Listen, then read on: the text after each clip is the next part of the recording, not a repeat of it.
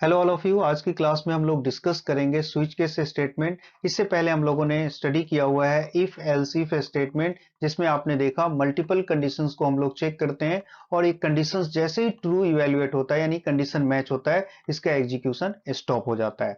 इसी तरह switch case statement multi decision statement है, जिसमें मल्टीपल कंडीशंस आप टेस्ट करते हो, चेक करते हो, बट ये जनरली इक्वलिटी कंडीशन को टेस्ट करने के लिए यूज किया जाता है। इक्वलिटी कंडीशन का मतलब है, जैसे सपोज कीजिए एक वेरिएबल ए आपने लिया और आपको ये चेक करना है कि इसकी वैल्यू 2 के इक्वल है या नहीं है।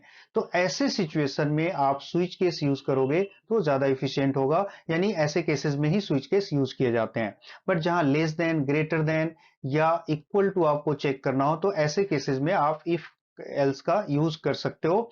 बट जहां इक्वलिटी कंडीशन सिर्फ चेक करना हो वहां पर यूज स्विच केस ज्यादा यूजफुल है, ज्यादा इफिशियंट है, तो इसको यूज करना चाहिए।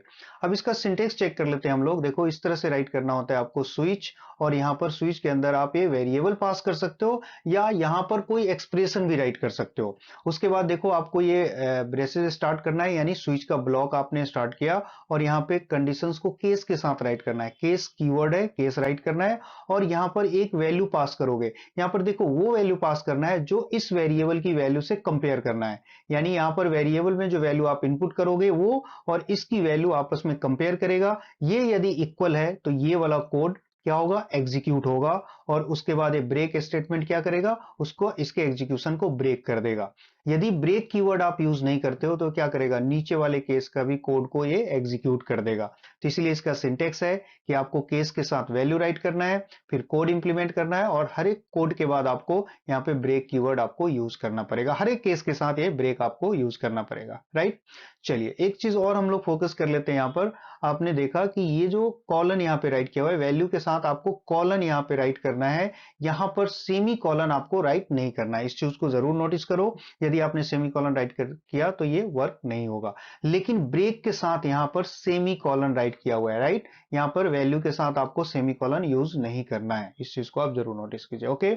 उसके बाद देखो यहाँ पर मल्टीपल केसेस आप यूज कर सकते हो, जैसे केस 1 2 3, जितने कंडीशंस की रिक्वायरमेंट है आप इस तरह से चेक कीजिए। और लास्ट में देखो यहाँ पर डिफॉल्ट यूज करते हैं, जैसे हम लोग इफ स्टेटमेंट के लास्ट में क्या यूज करते हैं, एल्स यूज करते हैं, यानी एल्स आपका ऑप्शनल पार्ट होता है, जिसमें जब सारे कंडीशन फेल हो जाए तो एल्स वाला पार्ट एग्जीक्यूट होता है।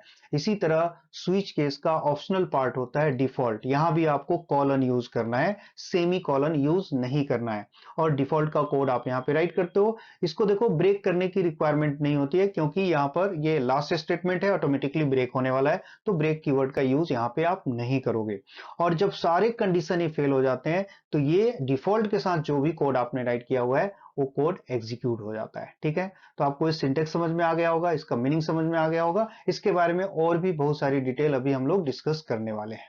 अब हम लोग इसके कुछ रेस्ट्रिक्शन, कुछ लिमिटेशंस को डिस्कस कर लेते हैं। स्विच केस में कुछ लिमिटेशंस है, जैसे आपको मैंने बताया अभी कि ये सिर्फ इक्वलिटी कंडीशंस को चेक करता है, यानी इसको जब कंपेयर करना हो कि एक 2 का इक्वल है या नहीं है, ऐसे सिचुएशन में आप स्विच केस का यूज कर सकते हो। जहां पे less than, greater than use करना हो वहां पर ये यूजफुल नहीं है।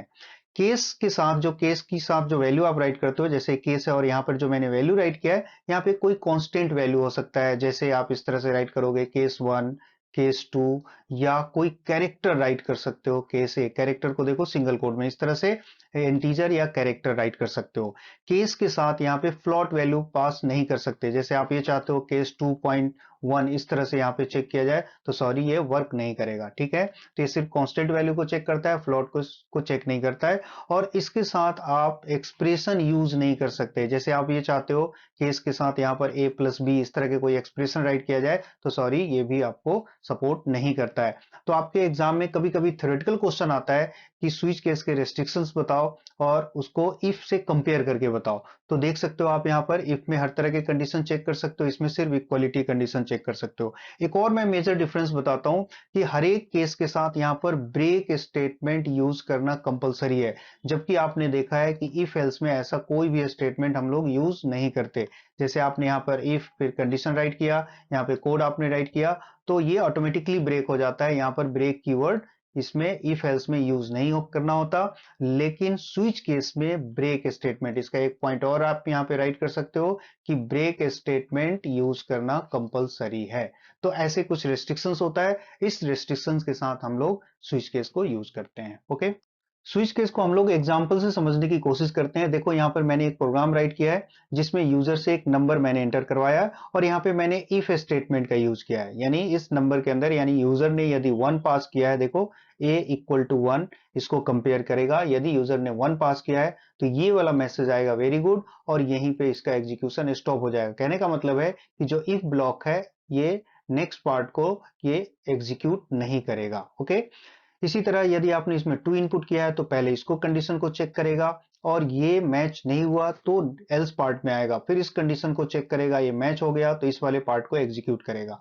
ठीक है, ये सारी चीजें हम लोगों ने पहले भी डिस्कस किया हुआ है, तो इसमें आपको कोई प्रॉब्लम नहीं होगा। अब इसी कंडीशन को हम लोग स्विच केस में कन्वर्ट करना चाहिए, यानी इसी सिचुएशन को, इसी केस को स्विच केस से करोगे तो कैसे इंप्लीमेंट होगा, देख सकते हो यहाँ पर ये मैंने एक नंबर एंटर किया है और यहां पर देखो स्विच में आपने ए को पास किया है, यानी स्विच के अंदर जिस वेरिएबल की वैल्यू को चेक करना चाहते हो उसको पास करोगे। यहाँ पे मैंने राइट किया था a इक्वल टू 1, तो इस तरह से यहाँ पे राइट करोगे केस 1। देखो यहाँ पे स्पेस देना है आपको, फिर 1 लिखना है, और ये देखिए कॉलन है, कॉलन आपको इस तरह से राइट करना है। फिर आपको ये मैसेज राइट करना है, प्रिंट है, जो भी आप करना चाहते हो, जो भी कोड राइट करना चाहते हो कर सकते हो, और फिर आपको ब्रेक स्टेटमेंट है, इसका इस तरह से राइट करना है। इसका मतलब यह है कि जैसे ये कंडीशन मैच हो जाएगा, यानी केस 1 इस वेरिएबल की वैल्यू के साथ मैच हो जाएगा, तो ये मैसेज प्रिंट करेगा और इसका एग्जीक्यूशन यहीं पे स्टॉप हो जाने वाला है। यदि ये मैच नहीं होता तो फिर नेक्स्ट केस को चेक करेगा, यदि ये मैच हो गया तो ये वाला मैसेज प्रिंट करेगा और इसका एग्जीक्यूशन यहाँ पर स्टॉप हो जाएगा। इसी तरह यदि कोई भी केस मैच नहीं हुआ, ये भी मैच नहीं हुआ, ये भी मैच नहीं हुआ, तो लास्ट ऑप्शन क्या है आपके पास, ये डिफॉल्ट है, ये डिफॉल्ट में आएगा और ये मैसेज प्रिंट करेगा और ये अब ऑटोमेटिकली स्टॉप हो जाएगा, यहाँ पे ब्रेक की रिक्वायरमेंट नहीं है। तो इस तरह से आपने देखा कि स्विच केस यूज हो रहा है। बट यहाँ पर यदि ऐसा केसेस होता कि हमें ये चेक करना हो a less than equal to 2, तो यहाँ पर केस के साथ आप इस तरह से a less than equal to 2 आप यूज नहीं कर सकते। ठीक है, आई होप आपको ये समझ में आ गया होगा किस तरह से वर्कआउट होता है। ओके, देखो स्विच केस का यूज करके मैंने यहाँ पे कुछ प्रोग्राम राइट किया है, इसको भी हम लोग डिस्कस कर लेते हैं। देखो यहाँ एक कैरेक्टर आपको इनपुट करना है और आपको ये चेक करना है कि जो कैरेक्टर आपने इनपुट किया है वोवल है या कॉन्सोनेंट है, ये आपको आइडेंटिफाई करना है। तो देखो यहाँ पर आपने यूजर से कैरेक्टर इनपुट किया है, मैंने पहले ही बता रखा है। कैरेक्टर इनपुट करने के लिए आप ये स्कैनफ यूज कर सकते हो, या एक और मेथड मैंने आपको बताया था गेट कैर, याद है आप सबको, तो गेट कैर के हेल्प से भी कैरेक्टर की एंट्री कर सकते हो। ठीक है, चलिए, तो आप कैरेक्टर आपने एंटर किया, अब इसको देखो स्विच में मैंने यहाँ पे पास कर दिया है, फिर ये ब्रेसेस आपको स्टार्ट करना है। ठीक है, और ये सी एच वेरिएबल जिसमें कैरेक्टर इनपुट किया है स्विच के अंदर पास किया है। फिर देखो मैंने इस तरह से चेक किया केस ए, अब ये यहाँ पे ये कैरेक्टर है, अल्फाबेट है, तो जब भी अल्फाबेट पास करना चाहते हो केस के साथ तो ये सिंगल कोड में आपको राइट करना चाहिए। ठीक है, ये इंटीजर के लिए नहीं यूज होता, यानी इंटीजर को कोड में राइट नहीं करोगे। तो इस तरह से देखो मैंने यहाँ पर ए ई आई ओ यू ये चेक कर लिया है। अब देखो ये आप ये सोच रहे होगे कि यहाँ पर आपने केस ए लिखा बट यहाँ पे कोड नहीं किया है, केस ई के नीचे भी कोड नहीं किया, ब्रेक नहीं किया। तो ऐसा मैंने इसलिए नहीं किया कि ये जो case A E I O you है इन सब के लिए एक ही मैसेज होगा, कॉमन मैसेज होगा यहाँ पर। इसीलिए मैंने क्या किया, सारे केसेस यहाँ पे राइट कर लिए, और यहाँ देखो अपर केस में भी राइट कर लिया। हो सकता है कि यूजर ने यहाँ पे अपर केस में ये लेटर टाइप किया हो, तो इसलिए अपर केस में भी मैंने यहाँ पे राइट कर लिया सारे केसेस, और लोअर केसेस में राइट कर लिया। और यहाँ सबके लिए कॉमन मैसेज है कि जो भी कैरेक्टर आप टाइप करोगे वो प्रिंट करेगा कि वो कैरेक्टर क्या है, एक वोवेल है। यहाँ पे इस तरह से मैसेज प्रिंट होगा। और फिर देखो मैंने ब्रेक स्टेटमेंट यूज किया है। यस, यदि सभी केसेस के लिए अलग अलग आप मैसेज प्रिंट करवाना चाहते हो तो फिर सभी केस के लिए आपको इस तरह से यूज करना होगा। यहाँ पे आपको स्टेटमेंट राइट करना है जो भी मैसेज प्रिंट करवाना चाहते हो, और फिर आपको ब्रेक करना पड़ेगा। राइट, यहाँ पर मैंने सबके लिए कॉमन मैसेज प्रिंट किया है, इस वजह से सारे केसेस को एक साथ राइट कर दिया और बाद में मैंने एक मैसेज प्रिंट किया है। आई होप आपको ये समझ में आ गया होगा। यदि इसके अलावा, यानी ये जितने भी केसेस मैंने यूज किया है, इसके अलावा यदि कोई और कैरेक्टर आप टाइप करते हो तो ये वाला मैसेज आपका प्रिंट होने वाला है। ठीक है, तो आई थिंक ये क्लियर हो गया होगा कॉन्सेप्ट। ठीक है, एक और क्वेश्चन मैंने लिया है जिसमें मेन्यू ड्रिवन प्रोग्राम आपको डेवलप करना है। और मैं आपको ये बता दूं कि स्विच केस का यूज सबसे ज्यादा इस तरह के प्रोग्राम को डेवलप करने के लिए किया जाता है, राइट। तो देखो, सबसे पहले हम लोग क्वेश्चन समझ लेते हैं। क्वेश्चन क्या है हमारा? देखो, आपको टू नंबर्स इनपुट करने हैं, कोई भी टू नंबर्स आपको इनपुट करना है। उसके बाद आपके स्क्रीन पे मेन्यू लिस्ट दिखाई दे रहा होगा, इस तरह से 1 फॉर ऐड, 2 फॉर सब्ट्रैक्शन, ऐसा लिखा हुआ आएगा। उसके बाद नीचे मैसेज आएगा योर चॉइस, यानी यूजर की चॉइस क्या है। अब यूजर इसमें से चॉइस सेलेक्ट करेगा। जैसे यूजर ने 1 एंटर किया तो ये जो दो नंबर आपने एंटर किया था इसका एडिशन हो जाएगा, 2 आपने इनपुट किया तो इसका सब्ट्रैक्शन हो जाएगा। ठीक है, आई होप आपको क्वेश्चन समझ में आ गया होगा।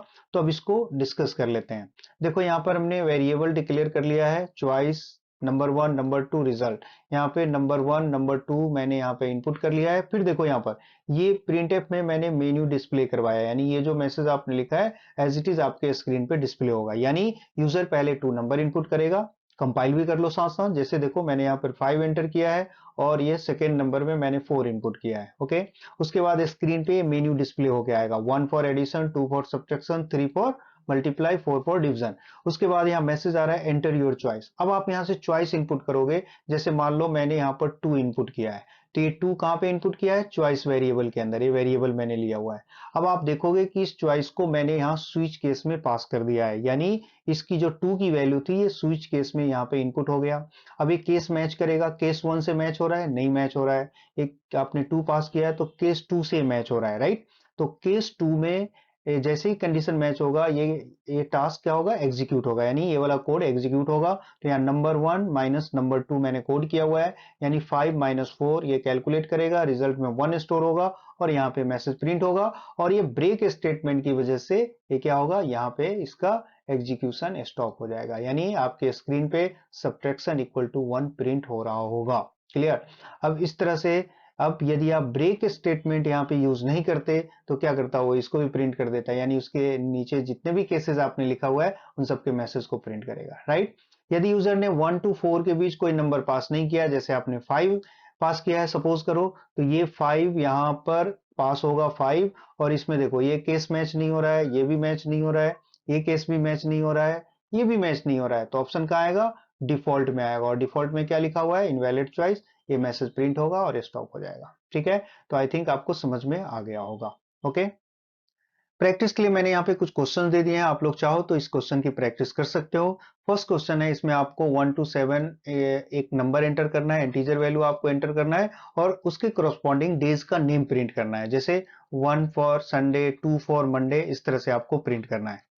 एक और क्वेश्चन मैंने लिया है जिसमें आपको मंथ का नंबर एंटर करना है और आपको ये प्रिंट करना है नंबर ऑफ डेज, यानी उस मंथ में कितने डेज हैं, या मंथ का नेम प्रिंट करना है। इसको भी स्विच केस के हेल्प से करना है, इसकी भी प्रैक्टिस आप लोग कर सकते हो। एक और क्वेश्चन मैंने लिया है जिसमें आपको सिंपल कैलकुलेटर आपको डेवलप करना है। इसमें आपको 2 नंबर्स यूजर से इनपुट करना है। जैसे 4 और 5 आपने 2 नंबर्स एंटर कर दिया, उसके बाद आपको ऑपरेटर इनपुट करना है। जैसे इससे पहले प्रीवियस एग्जांपल में हम लोगों ने क्या किया था? यूजर के चॉइस में आपने 1 2 3 इनपुट किया था। इस बार आपको 1 2 3 इनपुट नहीं करना है, ऑपरेटर इनपुट करना है। और ऑपरेटर यदि आप प्लस पास करोगे तो इन दोनों का एडिशन होना चाहिए। ऑपरेटर यदि माइनस इन करोगे तो इसके लिए क्या होना चाहिए? सब्ट्रैक्शन होना चाहिए। इसको भी आप स्विच केस के हेल्प से इजीली इंप्लीमेंट कर सकते हो। ऐसे और भी बहुत सारे क्वेश्चन की आप प्रैक्टिस कर सकते हैं।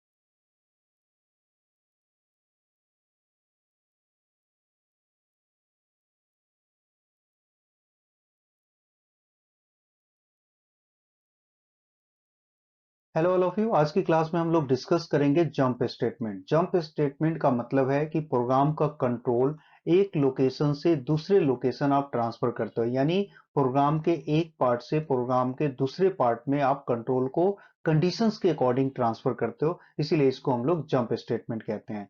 4 टाइप्स के जंप स्टेटमेंट है, break, continue, return and go to. One by one हम लोग अभी डिस्कस करने वाले हैं। सबसे पहले डिस्कस कर लेते हैं ब्रेक स्टेटमेंट। ब्रेक स्टेटमेंट का मतलब होता है कि ये लूप के एग्जीक्यूशन को स्टॉप करने के लिए या स्विच के एग्जीक्यूशन को स्टॉप करने के लिए हम लोग ब्रेक कीवर्ड का यूज करते हैं। स्विच में हम लोगों ने इसका यूज किया था, जैसे आप केस राइट करते हो, यहाँ पर स्टेटमेंट यानी कोड आपने राइट किया, उसके बाद ये ब्रेक कीवर्ड यूज करते हो। इसका मतलब है कि कंडीशन मैच हो गया तो ये इमीडिएटली ब्रेक हो जाना चाहिए। यदि आप ब्रेक कीवर्ड यूज नहीं करोगे तो नेक्स्ट केस में जो भी आपने कोड किया हुआ है उसको भी ये एग्जीक्यूट करेगा, राइट।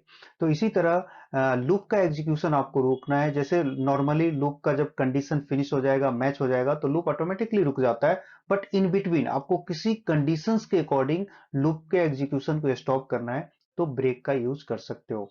जैसा कि यहाँ पे देखिए मैंने एक लूप एग्जीक्यूट किया हुआ है 1 से 10 तक, यानी नॉर्मली इसका एग्जीक्यूशन 1 2 3 4 5 और ये 10 तक होना है। नॉर्मल केसेस में इस तरह से एग्जीक्यूट होगा। बट यहाँ पे आप देखो कि मैंने यहाँ पर आई की वैल्यू 4 असाइन किया हुआ है, जैसे कंपेयर किया हुआ है। आई की वैल्यू जैसे ही 4 होगा ये क्या हो जाना चाहिए, ब्रेक हो जाना चाहिए। तो ये एग्जीक्यूट करेगा 1 2 3, लेकिन जैसे ही 4 होगा तो 4 ये कंपेयर करने के बाद ये क्या होगा, इमीडिएटली यहाँ पर ये ब्रेक कर देगा इसको, यानी इसके बाद का जो एग्जीक्यूशन है ये नहीं होगा। तो ऐसे सिचुएशन में जब आपको किसी कंडीशंस के अकॉर्डिंग इन बिटवीन आपको लूप को स्टॉप करना है, किसी भी लूप के साथ इसको आप यूज कर सकते हो, तो ब्रेक कीवर्ड यूज करना चाहिए। ठीक है, देखिए अब हम लोग डिस्कस करेंगे कंटिन्यू स्टेटमेंट। कंटिन्यू स्टेटमेंट का मतलब है कि जो करंट आइट्रेशन होगा, यानी जहां भी एक कंडीशन चेक करेगा उस आइट्रेशन को स्कीप कर देगा। यानी आप इसको ऐसे समझ लो कि जो कंडीशन ये मैच करेगा उसको स्कीप कर देगा और उसके नेक्स्ट आइट्रेशन के साथ एक कंटिन्यू करेगा। यानी उसको स्कीप करने के बाद उसका जो नेक्स्ट पार्ट होगा, नेक्स्ट एग्जीक्यूशन होगा, उसको ये एग्जीक्यूट करेगा, राइट। जैसे यहाँ पे एग्जांपल से देख सकते हो, मैंने 1 से 5 तक इसको एग्जीक्यूट किया है। यानी नॉर्मल केस में लूप कैसे एग्जीक्यूट होना चाहिए, 1 2 3 4 5 इस तरह से एग्जीक्यूट होगा। बट यहां पर देख सकते हो कंडीशन मैंने चेक किया, जैसे ही आई की वैल्यू 3 होगा तो ये क्या करना चाहिए, इसको स्किप कर देगा। यानी ये कंडीशन मैच हुआ तो इस वाले पार्ट को स्किप करेगा और इसका जो नेक्स्ट आइट्रेशन है, यानी नेक्स्ट आइट्रेशन क्या है, 4 है, तो ये 4 के साथ क्या होगा, ये कंटिन्यू रहेगा। ठीक है, तो आइट्रेशन का मतलब होता है ये जो एग्जीक्यूशन हो रहा है इसके स्टेप्स को हम लोग आइट्रेशन कहते हैं। तो आप इसमें कंफ्यूज मत होना, ओके। चलिए, तो इस तरह से आपको कंटिन्यू भी समझ में आ गया। देखो, रिटर्न स्टेटमेंट का यूज बेसिकली फंक्शन के साथ किया जाता है। जब हम लोग फंक्शन का चैप्टर डिस्कस करेंगे तो उस केस में हम लोग इसका डिटेल स्टडी करेंगे। अभी जस्ट मैं एक एग्जांपल बता देता हूं कि ये फंक्शन क्या होता है और ये कैसे वर्क करता है। तो देख सकते हो यहाँ पर ये जो मैंने ऐड लिया है ये एक फंक्शन का नेम है। इस तरह से फंक्शन डिस्कस डिफाइन करते हैं। ये फंक्शन वाले चैप्टर में हम लोग डिटेल स्टडी करेंगे। अभी जस्ट आपको रिटर्न समझना है। तो इस फंक्शन के अंदर मैंने यहाँ पे क्या लिखा है, रिटर्न 5। इसका मतलब है कि ये जो फंक्शन है, इस फंक्शन को जब भी कॉल करोगे तो ये 5 वैल्यू रिटर्न करेगा। तो देखो मैंने यहाँ पे कॉल किया हुआ है, देख रहे हो इस फंक्शन का नेम क्या है, ऐड है। तो यहाँ पे मैंने ऐड कॉल किया है। तो ये इसमें जो भी वैल्यू रिटर्न किया था वो वाली वैल्यू यहाँ पर के में स्टोर हो जाएगा। यानी यहाँ पर के को प्रिंट करोगे तो क्या रिटर्न करेगा, 5। तो रिटर्न का मतलब है कि ये जब भी फंक्शन को कॉल करते हैं तो उसकी एक वैल्यू उस कॉलर को, जहां इसको कॉल किया जा रहा है वहां पर वो वाली वैल्यू रिटर्न कर देता है। ये बेसिकली फंक्शन का कॉन्सेप्ट है। और भी इससे रिलेटेड बहुत सारे कॉन्सेप्ट है। जब हम लोग फंक्शन वाला चैप्टर स्टडी करेंगे उस समय मैं इसके बहुत सारे एग्जांपल बताऊंगा और ये कॉन्सेप्ट हम लोग डिटेल्स क्लियर करेंगे, ओके। अब हम लोग डिस्कस करेंगे गो टू स्टेटमेंट। देखो, गो टू स्टेटमेंट लेवल्स के साथ वर्क करता है। यानी आप अपने प्रोग्राम में एक लेवल डिफाइन कर सकते हो। लेवल का मतलब होता है लॉजिकल सेक्शन है, उसका एक नेम आप डिफाइन कर सकते हो और गो टू के हेल्प से उसको अचीव कर सकते हो। यानी गो टू के हेल्प से यहाँ पे इसका कंट्रोल ट्रांसफर कर सकते हो। जैसा कि आप देख सकते हैं इस प्रोग्राम में मैंने यहाँ पर एक सिंपल सा प्रोग्राम मैंने बनाया है जिसमें नंबर एंटर किया है, देख सकते हो। और यहाँ पर इसके साथ ये देखिए, ये मैंने राइट किया हुआ है माई पिक्स, यही इसका लेवल है, इसी को लेवल कहते हैं। कोई भी आप वर्ड यूज कर सकते हो जो कीवर्ड ना हो, इस तरह से आप राइट कर सकते हो। और यहाँ पे देखो ये कॉलन यूज किया गया है, ये ध्यान रखना, सेमी कॉलन नहीं है। यानी इसके साथ आपको कॉलन ही यूज करना है तो ये लेवल बन जाएगा, इसी को लेवल कहते हैं। अब देखो यहाँ पे मैंने एक नंबर एंटर किया, के में आपने नंबर एंटर किया, कंडीशन चेक करेगा के ग्रेटर देन 10। जस्ट मैंने एक एग्जांपल बताया कि कैसे वर्क करता है, मैंने समझाया हुआ है। तो ये कंडीशन यदि ट्रू होगा तो गो टू माई पिक्स, इसका मतलब है कि ये कर्सर यहां पे ट्रांसफर कर देगा अगेन, और यहां से फिर से एग्जीक्यूशन स्टार्ट होगा, बिल्कुल लूप की तरह, जैसे लूप एग्जीक्यूट होता है। फिर से नंबर डालोगे, फिर कंडीशन चेक करेगा। एक कंडीशन जब भी ट्रू होगा तो अगेन ये ट्रांसफर हो जाएगा, यानी लूप की तरह कंटिन्यूसली ये कंट्रोल को ट्रांसफर करता रहेगा। यदि कंडीशन फॉल्स होगा तो ये जस्ट ए मैसेज प्रिंट करेगा। मैंने यहाँ पर जस्ट एक स्मॉल एग्जाम्पल से समझाने की कोशिश किया है कि लेवल एंड गो टू कैसे वर्क करता है। Okay, clear. देखो मैंने एक क्वेश्चन लिया है जिसमें यूजर से 5 नंबर एंटर करना है और उसका सम कैलकुलेट करना है, बट यहाँ पे कंडीशन दिया हुआ है कि आपको लेवल एंड गो टू का यूज करके इसको करना है, यानी लूप का यूज आप नहीं करोगे। तो देखो यहाँ मैंने एक वेरिएबल के लिया है जिसमें नंबर एंटर करेंगे, सम मैंने लिया है जिसमें आप टोटल कैलकुलेट करोगे, और एक वेरिएबल काउंट लिया है स्टेप काउंटिंग के लिए, क्योंकि क्वेश्चन में दिया हुआ है 5 नंबर्स एंटर करना है, तो ये स्टेप्स कैसे काउंट करोगे इसके लिए भी आपको एक वेरिएबल लेना है। ओके, यहाँ पे मैंने देखो ये लेवल डिफाइन कर लिया है, लेवल का कुछ भी ले सकते हो आप, बट इसके साथ एक कॉलन यूज करना है, ये आप जरूर ध्यान रखिए, राइट। अब उसको देखो मैंने एक नंबर एंटर किया है, आप नंबर एंटर करोगे, जैसे मैंने यहाँ पे एक नंबर 4 एंटर किया, फिर ये सम कैलकुलेट करेगा, सम की इनिशियल वैल्यू क्या है 0, 0 प्लस 4 ये क्या कैलकुलेट करेगा 4, और उसके बाद देखो काउंट की वैल्यू क्या होगा, काउंट क्या हो जाएगा 1 इंक्रीज हो जाएगा, तो ये 0 प्लस 1 यानी 1 हो गया। फिर देखना है यहाँ पे कंडीशन चेक करेगा, क्या काउंट लेस देन 5 है, यस काउंट की वैल्यू क्या है अभी 1 है, तो एक कंडीशन सेटिस्फाई कर रहा है, तो कर्सर क्या होगा गो टू माई पिक्स, यानी ये कर्सर माई पिक्स पे जंप करेगा, ये देखना। अब यहां से क्या करेगा, फिर से आप एक नंबर एंटर करोगे, अब जैसे सपोज करो इस बार मैंने 2 इनपुट किया, तो फिर से सम कैलकुलेट होगा, क्या होगा, ये सम क्या है अभी लास्ट सम 4 है, तो ये 4 प्लस 2 क्या हो जाएगा, ये टोटल इसका एग्जीक्यूशन 6 होगा। उसके बाद काउंट क्या हो जाएगा, देखो काउंट इस बार क्या हो जाएगा +1 2, फिर से चेक करेगा 2 लेस देन 5, कंडीशन क्या है ट्रू है, अगेन ये गो टू यहाँ पे ट्रांसफर होगा, फिर से देखो यहाँ पे नंबर एंटर करेगा, सपोज करो इस बार मैंने 3 इनपुट किया के में, फिर यहाँ पे कैलकुलेट करेगा 6 प्लस 3 क्या हो जाएगा ये 9, फिर यहाँ देखो काउंट की वैल्यू इंक्रीज होगा, काउंट क्या हो जाएगा, काउंट हो जाएगा आपका ये 3। अब फिर से कंडीशन चेक करेगा 3 less than 5, condition is right, then again एक कर्सर जंप करेगा, इस बार देखो फिर से नंबर सपोज हमने 5 इनपुट कर दिया, तो सम क्या कैलकुलेट करेगा, पहले से ये सम क्या है 9 है, तो 9 प्लस 5 क्या हो जाएगा ये 14, इसने कैलकुलेट कर लिया। फिर काउंट की वैल्यू क्या होगा, देखो यहाँ पे काउंट क्या हो जाएगा, ये 3 है तो क्या हो गया 4 हो गया। फिर से इसने कंडीशन चेक किया 4 less than 5, condition is right, then again ये फिर से रिपीट होगा, ये देखो यहाँ पे रिपीट होगा, तो फिर से अब सपोज करो इस बार मैंने 2 इनपुट किया है, तो अब इस सम कैलकुलेट करेगा, तो सम क्या हो जाएगा, सम इक्वल्स टू ये 14 प्लस 2 क्या हो गया 16 हो गया। उसके बाद देखो काउंट क्या होगा, काउंट हो जाएगा 5। अब यहाँ पे चेक करेगा क्या है 5 लेस देन 5, काउंट की वैल्यू क्या है 5 है, और ये कंडीशन चेक करेगा 5 लेस देन 5, यानी कंडीशन क्या हो गया फॉल्स हो गया। तो कंडीशन फॉल्स होने की वजह से अब इसका एग्जीक्यूशन नहीं होना है, तो कर्सर कहाँ आएगा, एल्स पार्ट में आएगा। एल्स पार्ट में क्या लिखा हुआ है, सम ऑफ नंबर, सम की वैल्यू प्रिंट करेगा, सम की लास्ट वैल्यू क्या है, ये है 16, तो ये क्या प्रिंट हो जाएगा स्क्रीन पे 16 प्रिंट हो जाएगा। अब आप देखो कि इसका एग्जीक्यूशन कितने टाइम हुआ, ये 1 टाइम, ये 2 टाइम, ये 3 टाइम, और ये 4 टाइम, और ये देखो 5 टाइम, यानी हमारा क्वेश्चन नहीं था 5 नंबर एंटर करना है, ठीक है। तो इस तरह से लेवल एंड गो टू के हेल्प से भी आप बहुत सारे क्वेश्चन इंप्लीमेंट कर सकते हो। मैंने प्रैक्टिस के लिए कुछ क्वेश्चन यहाँ पे राइट कर दिया है, आप चाहो तो इसकी प्रैक्टिस कर सकते हो। फर्स्ट क्वेश्चन में आपको एक नंबर एंटर करना है और इसका फैक्टोरियल कैलकुलेट करना है, जैसा कि हम लोगों ने लुक के हेल्प से किया था, बट यहाँ पे आपको लेवल एंड गो टू के हेल्प से करना है, ठीक। नेक्स्ट क्वेश्चन है जिसमें आपको even number odd number count करना है, यानी आप यूजर से नंबर एंटर करोगे और वो ऑड नंबर है या इवन नंबर है इसकी काउंटिंग करना है, यानी आपको इसमें आप देखो मैंने यहाँ पे मेंशन नहीं किया है कितने नंबर एंटर करना है। सपोज करो आप उसमें 10 नंबर्स इनपुट करोगे और जो 10 नंबर्स आपने एंटर किया है उसमें से कितने ऑड है और कितने इवन है इसको काउंट करके आपको बताना है, राइट। एक और क्वेश्चन है जिसमें आपको सम फाइंड करना है odd numbers in between 1 to 20, यानी 1 टू 20 नंबर के बीच एग्जैक्टली यहाँ पे नंबर एंटर नहीं करना है, यानी 1 टू 20 के बीच जितने भी ऑड नंबर है और इवन नंबर है उनका अलग अलग सम कैलकुलेट करना है। ये सारे क्वेश्चन आपको लेवल एंड गो टू के हेल्प से करना है, आप चाहो तो इसकी प्रैक्टिस लूप के हेल्प से भी कर सकते हो, राइट। ओके,